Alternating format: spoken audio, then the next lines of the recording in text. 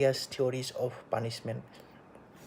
I'm sorry, it says unable to stream due to some connection error. I'm not sure. Just give me a few seconds. Let's check if it is working or not. If the connection is okay or not, because I got a notification that unable to stream due to connection error. So yeah, I think it's working well now. Anyway, so we are going to study penology in the lecture 9 of criminology lecture series, and this is going to be a flagship lecture of the whole criminology lecture series. So it will be divided into 4 parts. The penology section will be a lengthy section, so I name it as a flagship lecture. In the first part of this video, we are going to discuss about with the theme of revenge to reform, from revenge to reform, the evolution of punishment. Let's imagine a situation. Just at the beginning, let's imagine a simple situation like a person commits a serious crime. The police investigates the case and collects the evidence and arrests the accused. The court conducts a fair trial and finally pronounces the accused guilty. Now come to a crucial question. What should society do with the offender? Should the offender simply be punished? Should society take revenge? Should the offender be imprisoned for life? Or should we try to reform the offender? Or maybe should we help the of today's subject of criminology? From revenge and towards corrections and towards rehabilitation and reintegration punishment, and also the as usual classical word of logos of Greek origin, that is study. So penology means ponia plus logos, that is punishment. Literally means the scientific way of studying punishment and corrections or correctional facilities.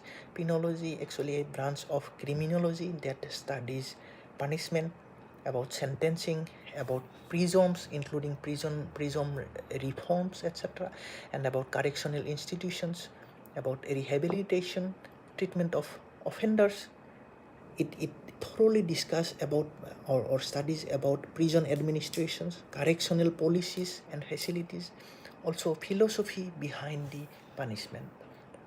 In simple word, if we go, criminology asks why crime occurs. Criminology asks the central question of why crime occurs.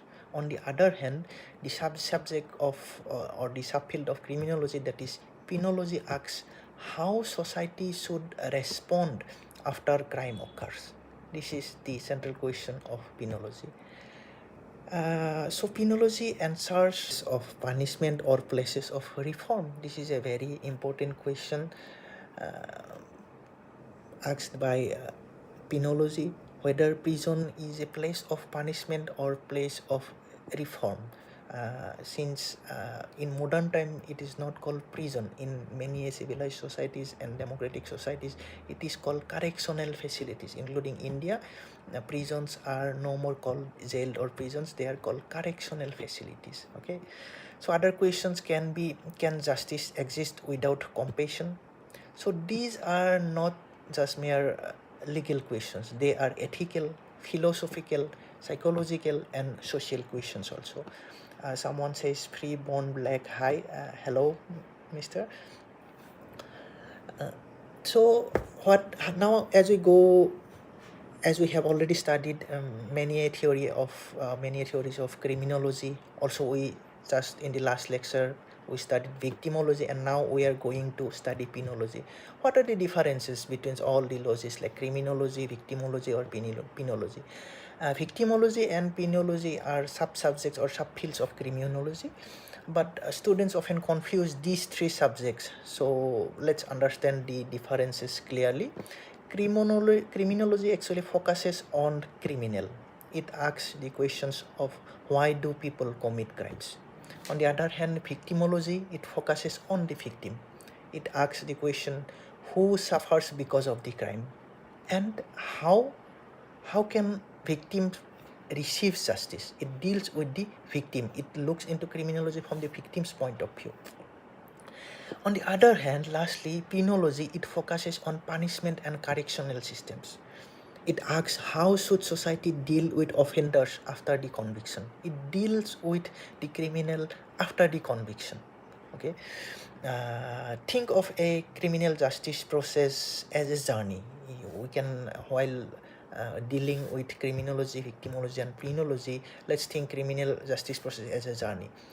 First, crime occurs, where criminology explains why crime occurs. Then victimology explains who suffered. It deals with the victims. And lastly, penology, it explains what happens after conviction. Conviction was done, or it was given by the honorable court. But what happens after that? The offender goes where? Which prison? What type of prison? And is he punished very harshly, or whether he is going to be sensed by some facilities after some months or years as per his punishment. So together, these three branches provide a complete understanding of criminal justice process. Now, as this lecture deals with primarily penology, we must ask some questions like why does society punish? We should study about this. This is perhaps the oldest question in criminal justice. Why society need to punish? Let's imagine a world where crime had no consequences. Let's say anyone and everyone can go away with crimes. There is nothing called crime in a society, so everything and anything is permitted in the society. Let's imagine of a society of such stature. So in that society, people could steal, people would assault or commit fraud, even murder, rape, and they will go away without any punishment. So just think about it. Would that society remain peaceful? Would there be some values in the society? Would there be some moralities in the society? Simply, if we go to answer the question, it would come out certainly not. In such society, there will be no moral value, there will be no rule, there will be no justice. So punishment serves several important purposes. It protects society, it discourages future crime, that is deterrent effect of punishment. It expresses society's condemnation of wrongful behavior. Punishment also restores public confidence in justice. It may also provide an opportunity for offenders to reform, that is reformative punishment theory. Therefore, punishment is not merely about causing suffering. Punishment is not about suffering of the offender. It is not about just revenge of the offenders. It is about maintaining social order or protecting rights and preserving the rule of law. So this is what punishment is, and this is why punishment is required. So if we now look at the historical evolution of punishment from the very ancient ages to present day modern penology systems, we have divided this into 6 stages. One of the most fascinating aspects of penology is observing how punishment system has evolved over thousands of years. The history of punishment, it reflects the history of civilization itself. As civilization grows, as people are becoming more and more civilized, the punishment system also becoming more and more reformative. Going to stage 1 of penology, at the time it was called private revenge. The theme of stage 1, or very primitive penology, was private revenge. In ancient and tribal societies, there was no organized government, no organized police or courts, or even no organized criminal courts. Okay, so their justice was personal. If someone killed your brother, your family sought revenge. Like if you kill someone's brother, someone will come and kill your brother too. It was simply like that. It was family centric and private revenge. If someone stole your cattle, you can retaliate. I mean, you can also steal someone's cattle or something else. So this system is known as blood revenge or private vengeance. It's called blood revenge or private vengeance. The strongest families in that system, they often impose their own version of justice. There, this private vengeance is a very cyclic process. It keeps repeating and repeating. However, the families who were larger and stronger, they had their own version of justice, and they own the war, what we would call now actually the war of narrative in present day information warfare word.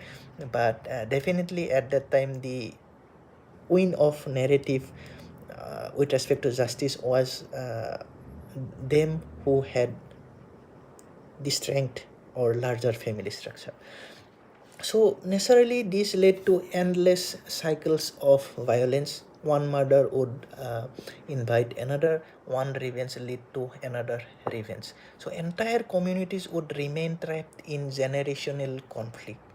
So private revenge or blood revenge would lead societies into generational conflict. One after another generation would continue in the conflict. Eventually, as time passed, as more and more scholars and philosophers came out, and they have propounded many various theories, so societies realized that justice based solely on revenge could never create lasting peace. So they are then tried to develop or move ahead with other principles. Here come stage 2 of penology, that is the principle of retaliation. So what is principle of retaliation? The limit To the limit of excessive revenge, many ancient societies adopted the principle of proportional retaliation. It is also called the principle of proportional retaliation. One of the earliest example of it is like the Code of Hammurabi. The Code of Hammurabi is very important in penology. It was developed by ancient Babylon around 1754 BCE. So we must remember the Code of Hammurabi and its core principle or its famous principle, which is called an eye for an eye and a tooth for a tooth. So the idea was not to encourage violence but to prevent unlimited revenge by ensuring that punishment remained proportionate to the harm caused. Although harassed by modern standard, the Code of Hammurabi or retaliation principle, it represented a significant step towards controlled justice. It was not perfect, but it was one of the significant step towards controlled justice. Okay, coming to stage 3, that is religious punishment. In stage 3, as organized religions become more influential, crime was increasingly it viewed as both legally wrong or morally wrong or even spiritually right or wrong. So punishment often seen as way to cleanse the soul or restore moral order. Even religious authorities sometimes imposed severe penalties, also maybe believing they were carrying out of divine justice. So such thoughts were there in the stage 3, that is religious punishment, and the stage 3 of penology. Coming to stage 4 of historical development of penology, that is state control punishment. After the religious punishment or religious philosophy, here comes the state control punishment. As kingdoms and states become stronger, governments gradually took the responsibility for administrative justice. Government took the lead to deliver justice on the behalf of victim.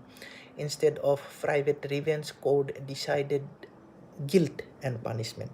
The notion of private defense was about to cease in stage 4, and state constituted courts, even king himself was the judge in most of the cases, or the ruler himself was the judge, or his subordinate. But at least the punishment has become a state control, and the justice has become a state control subject. So this was a major turning point where punishment and justice come under the state subject, or state authority in kingdoms. So here justice become more organized, it becomes predictable and subject to legal procedures. Here some like in Greek and Roman empires also, some written codes of written criminal codes also came into practice, and state replaced the individual authority. The individual authority of punishment, or individual authority of justice, or the family authority of justice was transformed to the state authority. That means justice and punishment principles were transferred from individual and family to the state. State become the protector of people, and state delivers the justice, state regards which is right or wrong on the basis of kingdom, whatever kingdom it was. So this is what state controlled punishment was in the stage 4. Next, coming to stage 5, that is humanitarian movement. It came during, I think, around 18th century, which witnessed a revolutionary change in thinking. It came even during Renaissance, and at that period, or Enlightenment period, where scholars and philosophers they questions cruel punishment such as torture, branding, mutilation, and even public executions. Here, one of the most influential figure was Caesar Beccaria. Caesar Beccaria, as we regard him as father of criminology, he is also the most influential person, or most influential contributor in penology also. In his famous book on crimes and punishment, is a book by Caesar Beccaria, which is a very famous book of criminology. Beccaria here argued that punishment should be lawful, it should be proportionate, certain, swift, and human. He believed that the torture which was there earlier very much, it was unjust, and that excessive harass punishment often failed to reduce crime. So Beccaria's ideas actually transformed the criminal justice system, not only in his home country, but also in around the world, and laid the foundation of modern penology. So this is this is the humanitarian movement, or during the Enlightenment period, where proponents like Beccaria and even Lombroso, Enrico Ferri, etc., they came and they come forward with various theories of criminology and penology. Coming to stage 6, where the present state, okay, it is called the reformative area in modern societies here. Okay, in present day societies, or in developed or developing societies, they increasingly recognize that many offenders are capable of sense. Many offenders can be sensed. If they are not doing some kind of serial crimes or heinous crimes, they can be sensed. Crime may result from poverty, addiction, trauma. It may result from poor education, from lack of education also. Also, it may be due to social influences, due to mental illness, or lack of opportunities, etc. So here, in the reformative era, or in the present era, the criminal justice system goes deep into the root cause of crime. It analyzes the root cause of crime and individualize the punishment according to the crime. So if these causes, as discussed, these causes can be addressed, like trauma, poor education, social influence, addiction, poverty, or influence of others, maybe lack of opportunities. If such causes can be addressed, many offenders may become law-abiding citizens. So modern prison systems increasingly emphasize on education. We can see in modern prison system or modern correctional facilities, they are officially called correctional facilities. In present day, jails are officially called correctional facilities, and we often see there are provisions of open schooling, and even distance learning schooling, where inmates can avail the facility of open schooling and distance educations. People can even earn degrees just from the correctional facilities itself. They are trained in various skilled training, so that when they come out from the facilities, they can live a better life with a skill set in him or in her, so that she or he can live a better life in when he or she is out of the correctional facility. So education is given very much importance in modern day prison system. Counseling is given, psychological counseling, vocational training is very much given, as discussed. Psychological treatment is given, and there skill development we discuss. Substance abuse treatment is or awareness about substance abuse also given. CBT, that is cognitive behavioral therapy, also given. If definitely if someone is in the prison for long, he is totally cut off from the society, and he will go through a different life than a normal people. So he would or she would need a behavioral therapy to reintegrate him into the society. So also the rehabilitation. So the primary objective is no longer simply to punish, it is to reduce the future crime. So in modern punishment system or reformative area, the main objective is just not to punish, but to reduce the future crime. So what is the philosophy of modern penology? Modern penology is built upon one of the important principles, that is punishment should protect society while respecting human dignity. So this principle recognizes two important truths. Firstly, offenders must be held accountable. There is no excuse that even though he is a human being, he is not accountable for whatever he done. He can show his human right off, and he can get rid of his offense. No. If someone has done something bad, something wrong, he will be offender, and offenders must be held accountable for whatever he or she has done. Secondly, offenders do not lose their basic human rights simply because they have been convicted. The convicted criminals, even though they are convicted, they mustn't lose their basic human right.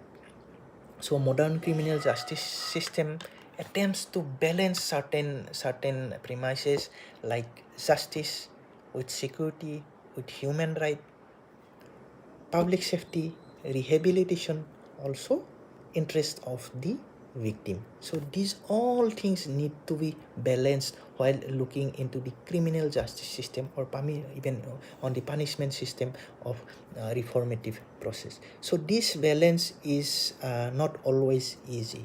Even though we are discussing it from a theoretical point of view, it is not so easy. If you go and visit one correctional facilities, we see wherever it may be, in any country it may be, from least developed country to the developed ones, the correctional facility is never been easy, and reformative process of correction is not so easy, but it remains one of the central goals of democratic legal system.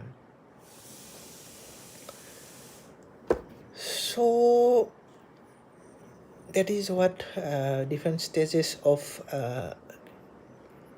punishment or development of penology, and also the philosophy of modern penology. So if we come to another questions, if we go to answer one question, that why do people disagree about punishment, why certain people disagree about certain punishment, like we say that in some countries or some kind of authoritative countries still there are capital punishment, but people are human rights activists are more and more being against the capital punishment. So not only capital punishment, with other punishments too, people are now becoming very much negative about punishments. So different people have different views.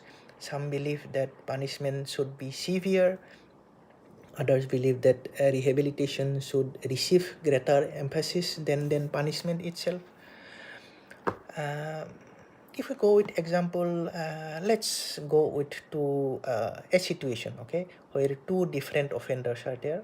The first is a hardened serial, he's a fraudster, okay, he does very much fraud in multiple times, who repeatedly like deceives people, maybe thousands of people, okay, let's imagine that. On the other hand, there is a second one, let's say he's a 19-year-old first time offender who leaves something from a shop, and he has become a convicted, or he's become an offender, but he has done it due to his financial hardship. So, what do you think? Should both receive the exactly same approach of punishment? Should both receive the exact same punishment? The serial offender also, and the first time offender also. What do you think about it? I think it is not. So modern penology, it recognizes that punishment should be individualized whenever appropriate. That means punishment should be exactly the same amount, okay, whatever crime he has or she has done, and it should be individualized with the socio-economic situation and background of the offender. In our example, the serial offender would definitely get more punishment, he will invite more punishment than the first time offender, who should get a chance of reformation, he should get a chance of being reformed. So courts should consider the seriousness of the offense, the offender's intention. It should consider about the previous criminal history, whether he is a first-time offender or he is a serial offender. It should also go with the age. Therefore, we have juvenile justice system. We have relaxation of various minor crimes or minor appearing procedural appearings or crime investigation appearing procedures for senior citizens. It also depend on or consider the mental condition, also about surrounding circumstances, impact on victims, also the likelihood about the reform, whether he or she is going to be reformed or not. So justice is therefore not simply about punishment. We must remember that from a penology point of view, that justice is just not only about punishment. It is about proportionate, fair, and reasoned punishment. The punishment should be proportionate, fair, and reasoned. Also, it should be individualized.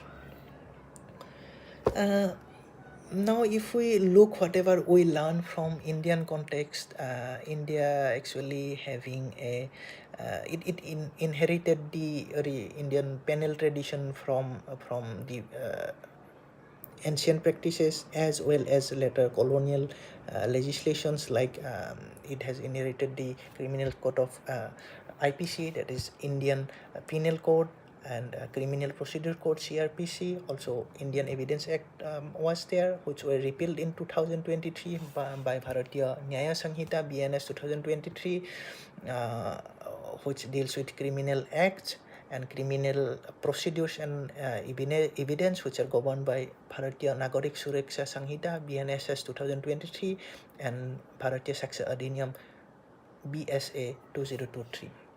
So Indian courts have repeatedly emphasized that imprisonment shouldn't strip individuals of their fundamental dignity.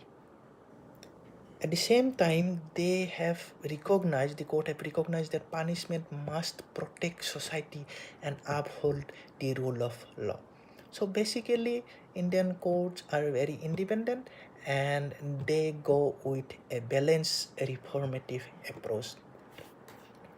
So this is what our lecture today.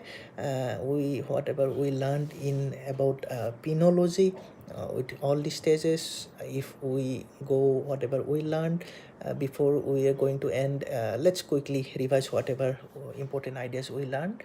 So we learned about penology, which is a scientific study of punishment, sentencing, prison, and correction. If there comes a definition of penology, if someone asks what is penology, it is the scientific study of punishment, sentencing, prison, and correction systems. Next, it is a major branch of criminology. We have learned about it. Criminology studies crime, victimology studies about victims, but penology studies society's response to offenders after the conviction happened. Punishment has evolved from private revenge to modern correctional facility. We have studied it through six stages. Uh, then what we studied, like ancient system that emphasized on retaliation, while through evolution coming to the modern system, which increasingly emphasis on rehabilitation and maintaining accountability, also with more focus on reformative justice or reformative punishment. So justice today seeks to balance punishment, deterrence, public safety, human dignity, and even opportunities to reform. Therefore, this is very important that modern justice system or modern punishment are actually a very balanced one. So that's it for today. In the next part of this flagship lecture of penology, we will study one of the most important topics in criminology, in penology of criminology actually, that is theories of punishment or philosophies of punishment, which are like very much important theories of punishment. They are retributive theory, deterrent theories, preventive theories, reformative theories, incapacitation theories, restorative justice theory, and expiatory theory. So these theories are very important in criminology and penology from a point of view of exams too. Whether you are preparing for university exams, whether you are a student of police administration, or preparing, or maybe a law student, or preparing for civil services examinations or any other subjects, examinations with criminology as a subject, or even if you are not a student, if you are interested in the subjects of criminology, or if you are a law enforcement official, still these theories are very much important for you. And in the next lecture, we will compare them using some examples from real world to understand which approach is actually most efficient in contemporary criminal justice system. So thank you for watching. If you enjoyed today's lecture, please like, share, and subscribe to Gyanonymous School. Your support would help us continue creating high quality educational videos and high quality educational contents for students, particularly as focusing more on content than on the editing stuffs. So students, researchers, and future criminal justice professionals would be beneficial from such videos if you support us well. So thank you very much, and Jai Hind.